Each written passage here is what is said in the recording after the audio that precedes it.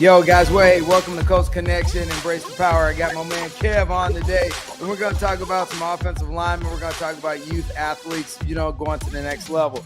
But also, I need to give a shout out to Panera Bread over here on West Shore Boulevard. Man, I want to thank those guys this morning for making me an awesome breakfast, and always Dunkin' Donuts, and definitely Durant High School for making district this week. But hey, Kev, what's going on, my man? In Georgia, what's up? Me and Mike G want to say hey from Tampa, bro. Man, how you doing, man? Hillsborough County. I know y'all at, but how y'all? We doing good, man. Hey, we were just talking earlier about, the football and about the challenges that most players have these days. The one thing that I love to have to ask you is now that you've played yourself, you've had your own career, you see where football is. What do you see the big transition from when you played to now? Like we just talked about the body, man. I graduated 02 and, 02 in high school, so played college through 06, man. But, the body being flexible enough, being able to bend, be able to move. And I think with now we have a lot of technology and a lot of YouTube and stuff. I don't think people take that as serious as they should. Because if they would, it'll put them in a better position to handle a lot of freakish D linemen, big guys are athletic, guys are linebackers playing D-line, all that type of stuff. But I think the body, being able to bend, strong knees, hips, this is what college coaches want to see. They want to see you bend. However big you are, they want to see how well you bend, how well you can sit in the chair. Feet being flat, strong shoulders, no injuries, all that stuff, man. Yeah, you train a lot of young student athletes, and I think a lot of parents live vicariously with their kids, but that's a whole other subject for another day. But as you look at the challenging times that we have, the game has gotten faster, and we've had a lot more injuries because we overtrain over the years. And I think sometimes there needs to be a break in there, but between training and really youth football, what do you think we really need to start at that point of trying to get those fundamentals built? Because it seems like right now, football, baseball, basketball, everything's year round. Yeah. So there's like no break in the body. So, from your standpoint of a trainer, how often what's the youngest age that you normally start at with trying to help young people target their abilities as an offensive lineman? Man, look, I have parents that bring me kids that are in 4th, 5th grade. But these kids, and sometimes not all about football, as big guys, those kids lack the confidence and, just the wherewithal of just like how their body is and how their body moves. And so when I come in that sometimes with like the parents, first of all, they want the kid to be mobile. They want them to just get active. And then, the second thing they want to do is like the confidence to even do the job. And then the confidence for me, I give them sometimes carry on to the practice field on how you practice and etiquette. And then the etiquette gets you playing time, from off the bench to being the starter. So, I help out much as I can, but, some kids it's easy. Some kids it takes longer to process, but that's the main thing, man. Right. I mean, there's a massive transition between the time they're in elementary school, middle school, and then when they get in high school. And, that because puberty kicks in and kids that weren't that big then that hit high school and they change. And so, as as kids as they transition during these different periods of their growth, you constantly have to make sure that, as bone structure changes. Are you pushing them to go to yoga? Are you having them do some kind of stretching? Are you having them do Pilates? I mean, because injuries are real these days, and if you have a serious injury at a young age, you could damage yourself for a life. Yeah, man. Like so far, man. Like to be honest with you, man, I lack the knowledge of just flexibility and stretching. Even though I wasn't as tall, but I was strong and fast. I played basketball at my size, and I was explosive, but to believe it or not, man, like I feel like when a kid comes to me, man, like I try to give them everything. I don't, a parent can go here, can go different places and get 5 things just for one kid, but I feel like I want to give those things outside the box that parents think I don't be thinking about. I want to give those to kids, and every day we start off with like dynamic warm up, stretch with the band. We do the hips. I have a gym. I don't have hurdles, so I use the barbell. So I have a Smith machine, so I have them step over it, drop underneath it, We work on the hip flexors, and as linemen, we need the inner thighs. So we do a lot of hip med ball, hip thrusts. But I do incorporate a lot of that. Probably the first 15, 20 minutes of the whole before the workout starts is about an hour. The kids don't even talk to me because they know to come in and do right and go ahead and just do their whole routine, like stretching, warm up, and it carries on because now the parent can see the kid moving fast on the field. Being able to bend. You have to be able to bend to get in the stance as a young kid. Like if your stance is not right, then your success rate is not going to be high. And the cause of you not having the stance is because you can't bend, or you never bend, or you never stretched. So I do give that to all my kids all the time. Oh no, and that's great. So I mean, you work at the high school level. You played ball yourself. What did you learn from the situation that when you play ball yourself, that you wish you could have done better? Now that you've gotten older, you go, wow, man, I wish I'd have known that back in the day. What was the difference in your coaching style that when you are coaching now, that when you came through, that you think there was a lack of, that you see now, the deficiencies that you didn't gain when you were playing ball? Man, I think the lack of information for people to learn, not talking about from the coaches side of it. I think now between social media, so YouTube and all type of things, that's very informative to give you insight of the game and how the things are done. I think we didn't have that. I wasn't blessed in my household to have that. My mom and dad are from the islands; they're not from America, Barbados and Guyana. So, like, I was naturally just to have a size to put me in position to do what I did in life, professional wise through the football. But I think like a lot of coaches didn't know. I couldn't find guys that play NFL ball when I was growing up in high school. You didn't see those guys. They were very low key. They were very rare. I think you can find more guys that been through the system and been through the whole process of becoming a professional player at a high level. Some couple years and some a long time. So that's the difference I see now, man. I see a lot more guys attempt. Some of it is not good, but a lot more guys are attempting. And you can filter through all the stuff and see which one that's gonna be the one to motivate you and one you're gonna grasp on the fastest and take it from there. But it is a difference. A lot more information being given to coaches, people of charge. Even little league coaches, like they can learn that stuff fast. And give that information that they need. Some of it good, some of it bad. Oh yeah, so what about diet? I mean, so back in the 70s, it was all McDonald's and Big Macs and Whoppers. So now, when you're talking to big man, I noticed I saw the NFL a couple of days ago, and they were showing some guys with plates, and I mean, I'm like, hey man, that don't look like a Big Mac to me. They were literally there's like a serious diet regimen for a big man, so there's a lot of calories. So. Will you ever have discussions about the diet plan for the offensive lineman you train? Man, that's part of the package. I feel like if I don't tell these kids all the stuff that I saw, I learned, I went through, I didn't learn. I think that's kind of what makes me to being one just good at what I do, just because I give them that stuff. And sometimes it's hard to control a kid being a kid. Right. Some parents just don't understand it. But at the same time, some parents come from different background. I'm an island person, so we got a beans. I got beans and rice, man. Mike's favorite Dominican. So yeah. I got one of my good linemen I had since 3 years, and he's a 7th grader right now.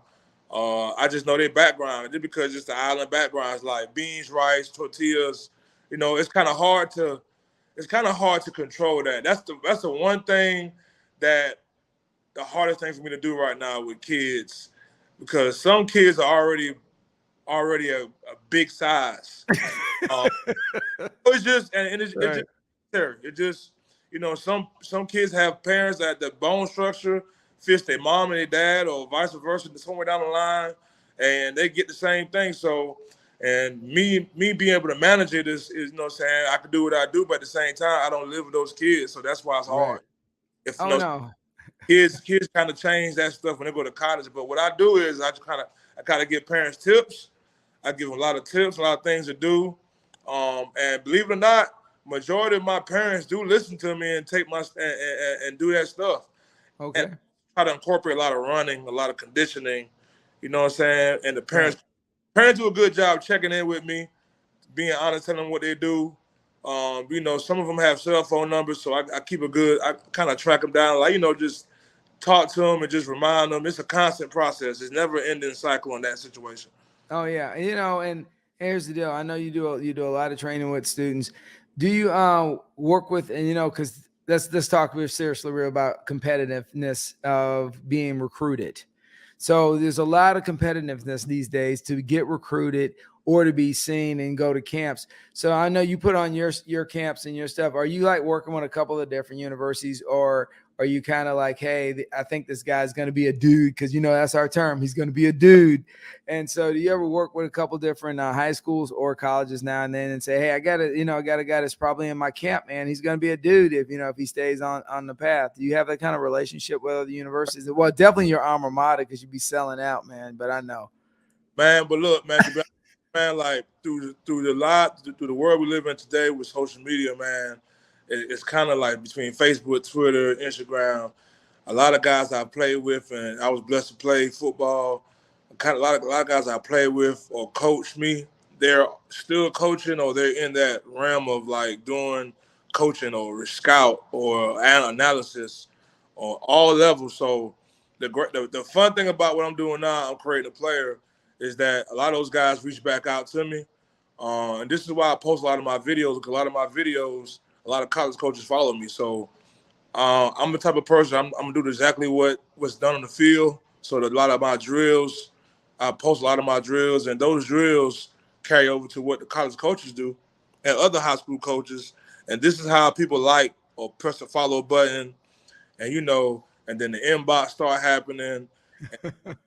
It's just a cycle, man. Like, it's an algorithm to this whole process. no, Like, I agree. And you use Twitter really well and on your platform. And I noticed I was like, somebody was like, hey, we're talking about a website. I said, well, he's really using Twitter, because right now for high school and college, Twitter is kind of like the go-to tool. So I tell people all the time is that if you're going to do private training, it ain't about having a website. It's about being available on social media like Twitter, I ain't, Instagram, Facebook. Go ahead, man. I need to get it. I need to do need to work on the website soon, but right now, man, it's just all the college coaches on Twitter, and you'd be surprised my inbox, man. Like, you know how many coaches and kids I have got scholarships just because I'm the type of guy. I'm a send it. If they're gonna ask me about it, and some of them are all the ones that talk to me.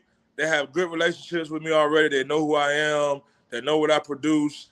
They got guys that may be committed. They got the guys that be recruiting. So like every year, it's a re-up on like, hey coach, do you have any guys? And as a matter of fact, a lot of guys I play with in the Giants, like those guys I played with, had a pleasure to play with, offensive lineman wise. Those guys are in a position to coach now.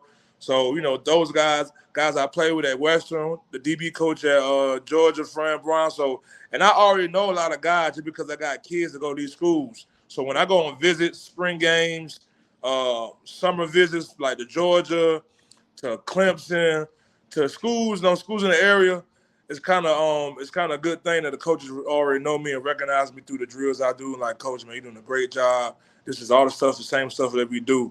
So, but yeah, social media helps me work with a lot of coaches from all across the nation. Right. Even, So, hey, Yeah. I got So guys. let's go back. Let's go back, man. What's up, Kevin? Man, how you doing? Now I can hear you guys. We're back. But check this out. So when you tell these kids, man, they put their hard work in. Let's go back to what we were talking about. You got to tell them they ain't good. How does that work out? Is that a mental, like, excuse my French, fuck up? You know that these kids think they're gonna make it, but they're not good. So how's that work into your favor? Like, Man, you man, know, it's got to bother you because you put so much work into it. You know what man, I'm saying? sometimes, to be honest with you, man, sometimes when kids are not, you know what I'm saying, school's gonna look at a kid, first of all, if he doesn't have the talent, like sometimes his size, it's like, oh, wow, he's huge. Like, then look at the film, and then then sometimes if he's young enough, he can, you know what I'm saying, he can develop and get with the right person and become a dude or whatever, or become a bigger dude. But a lot of guys, man, to be honest with you, man, a lot of coaches really send me guys that they recruit and they just want to just help them out. So if they got a guy like me in the area, like, hey man, you need to reach out to this guy, and and work with him, man, he can help. I have a lot of that stuff going on now, but you can't really control. You can't really tell kids like I told Vince earlier. At a certain age, some kids are stuck in their ways, and then some guys are scared of to coach big time guys and tell them what they need to hear. I'm not that. I'm my type of guy. I'm gonna tell the kid what he needs to hear. I'm gonna tell the kid in a respectful way, but it's like me not being an agent, but it's like me being an agent and mentor all in one, because I'm the type of guy, and this is why a lot of parents like how I work with kids, and my whole get down, but because I don't sugarcoat nothing. Like because I was the type of guy, I got a half a scholarship, I got cut, release, NFL many times. I had to earn everything, so I'm a undrafted free agent. So my mind is not even to even have that type of character. Now, if sometimes a kid is already stuck in their ways, so I try to feed it into them slowly but surely through text messages and other things. But at the same time, I treat every kid the same. I tell every kid the same thing they need to hear. I tell them, if you don't do this, what will happen? And 99.9% of the time, I'm never wrong, because I know how the body works. I'm a big guy. I know what big guy's body can do and cannot do. And I know when the body is going to break into this threshold. And that threshold break can be a career-ending break, or it can be, it can just, you got to stay on top of your game. You got to stay available, because there's so much going on with new kids on the block, new recruits. Like, there's so many kids, and social media is getting kids in small pockets out in the forefront. So I tell every kid the same thing, man. I don't sugarcoat nothing, man. Now, hey, so you might need to get big old Mike in here, a big league shirt, because Mike talk about, I'm a baseball player. He should have been on the offensive line a long time ago, or tight end. That happens, man. Like, especially my basketball players. Like, I feel like, and I played ninth grade. I played varsity basketball in my ninth grade year of high school. I went to school in Savannah, in high school, and I moved up to Georgia, like to Creekside High School in Fairburn, Georgia. But at the same time, like, a lot of those kids they don't know. He might have not known like what my worth is really at the time, and then somebody have to show them their worth. You feel me? No, that's true statement. No, you're spot on, because I've seen a lot of kids, and I tried to tell this one guy, you hit a great point. I didn't mean to cut you off, man. This is near and dear to me. I'll never forget this. So many years ago, I had a kid playing for me, and his dad goes, "Oh, he'll be a great quarterback." I said, "Look, man, that kid's gonna be like 5'4". I said, "Put him on the soccer field, because he's fast as lightning, and he had great footwork already." Dad argued me down. So literally, he put an expiration date on his son's career. And look, I work with a lot of parents, a lot of full homes, a lot of single moms, and not even a lot of times, man, the parents hold kids back from opportunities, and especially I'm gonna be honest with you, I have a lot of Hispanic kids in my school. I'm in the Hispanic area, Hispanic and Black, and from our background, because we all from the same region of the world, we gonna work. My mama Bayesian, my dad's Guyanese. We gonna work. We blue collar. We have a family, a family business, and we're gonna fulfill the needs for family business. And not saying that's not good or bad, but sometimes that limits the kid potential, especially in America, because there's so many options and so many ways you can do things on top of that stuff. You know what I'm saying? So I see it firsthand every day with my kids. Like, I have Hispanic linemen that you know what I'm saying? Like, sometimes they lose. Sometimes I'm fighting against something I can't win. Oh, yeah, absolutely. So, you know what I'm saying? Like, it's hard, man, but sometimes it's just the parents, it's not the parents, they just don't know. Well, they don't see. It's like my dad. And I use a prime example. My dad played music.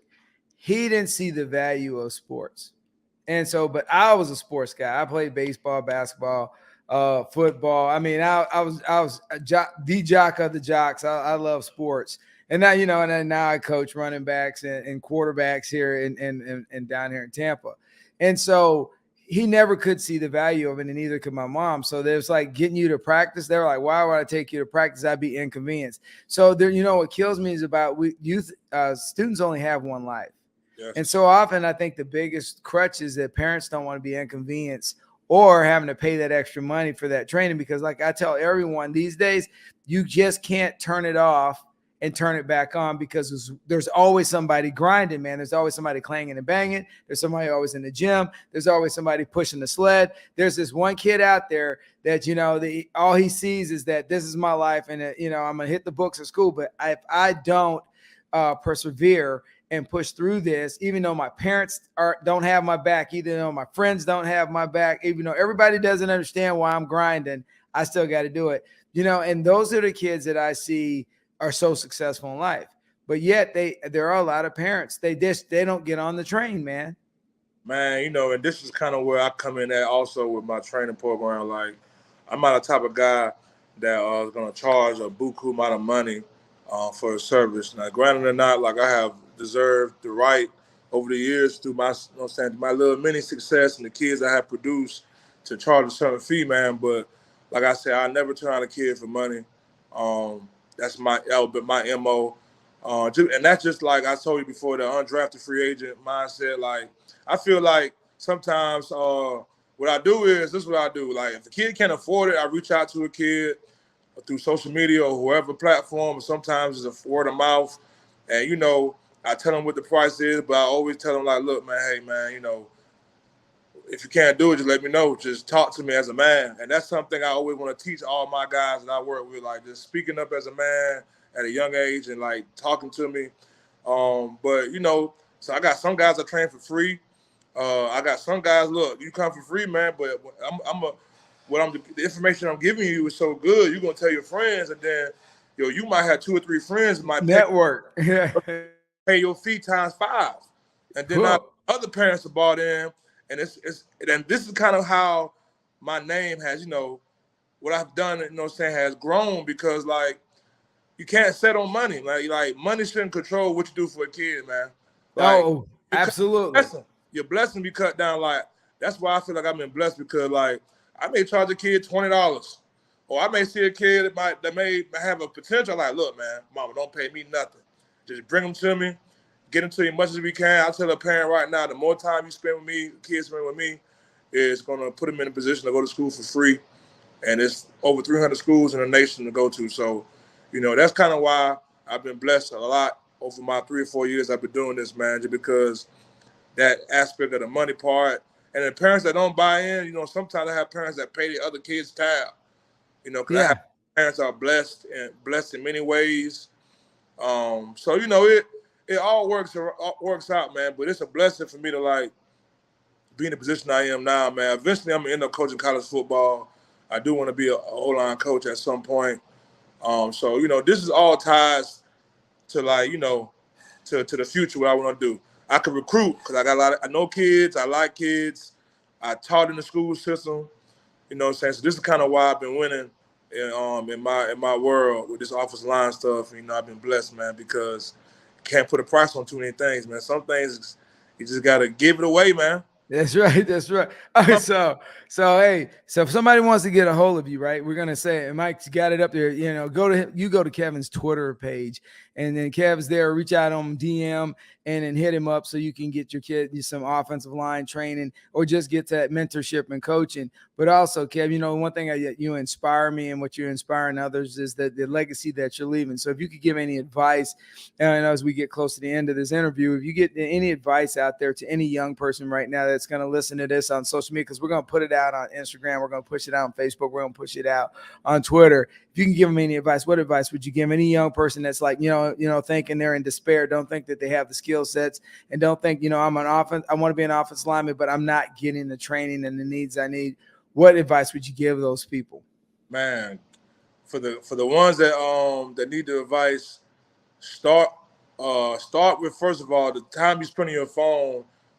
It can kind of help you in life, for like watching videos instead of just spending time with different social sites. Try to, like, go on YouTube and just, like, look at the info that some of the great ones that before us that's giving the info, and a lot of the info they're giving you is 100% correct, and it's just the foundation of what you're trying to do.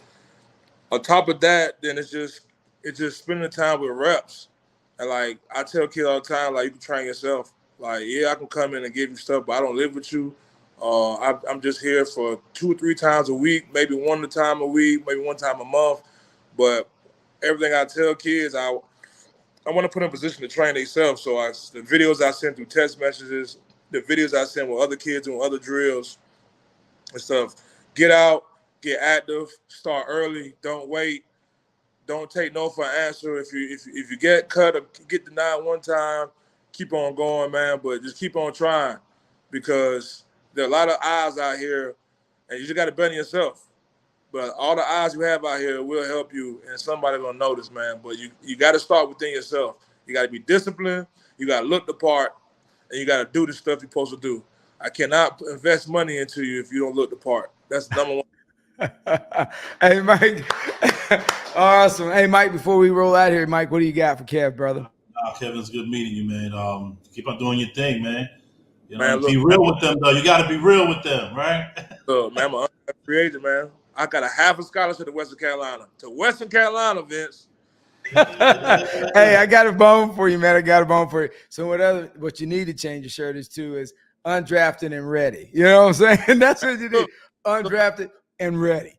I got some ideas and stuff. I said I'm gonna send you something, man. I'm gonna All right, so yeah, you send it to me, man, and we can look it over. But definitely, I like the undrafted and ready. Yeah, so we can get. So hey, I'll give you that one. Hey, Kev, it has been a pleasure having you on. And you know it's always good that impactful people making a difference in the world. And as always, me and Mike say, when you come on Coach Connection, embrace power, keep it rolling. Man, I appreciate y'all. Good to meet y'all, man. Happy on again if y'all want to. Do this anytime, man. Gotcha.